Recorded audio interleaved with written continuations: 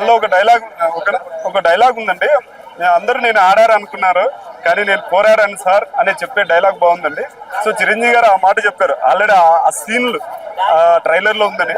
So మేము కూడా excitement గా ఎప్పుడెప్పుడు అని ఎదురు చూస్తున్నాం. సో చిరంజీవి గారికి ఫస్ట్ నా నమస్తే అండి.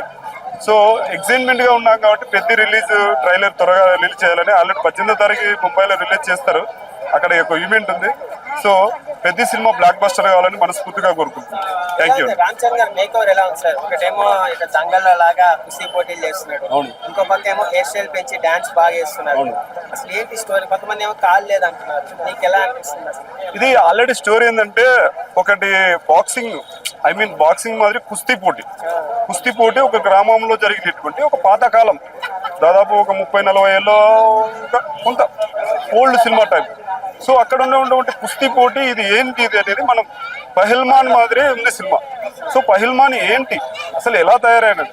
ఫస్ట్ లో క్రికెట్ అనుకున్నారు, కానీ పొరపాటు పడ్డారు. సో చూద్దాం. ఆ ఎక్స్ట్రాడినరీ బాడీ కానీ, ఆ పర్ఫార్మెన్స్ కానీ రామ్ చరణ్ గారు ఎరగదీశారు. రే రే రారా అనే పాట, ఆ స్పీడ్నెస్ ఇప్పటి వరకు రికార్డ్ ఎవరు లేరండి. యాక్చువల్ మన చిరంజీవి గారే, రామ్ చరణ్ గారి తండ్రి అయినటువంటి చిరంజీవి గారే పసివాడి ప్రాణంలో బ్రేక్ డాన్స్ అనేది కొత్తది తీసుకొచ్చాం. సో అప్పటికి అది ఇండస్ట్రీ హిట్ అయింది. ఇప్పుడు ఇది ఇండస్ట్రీ హిట్ అవుతుందని ఈ స్పీడ్ డాన్స్ తో పెద్ద హిట్ అవుతుందని నేను అనుకుంటున్నాను.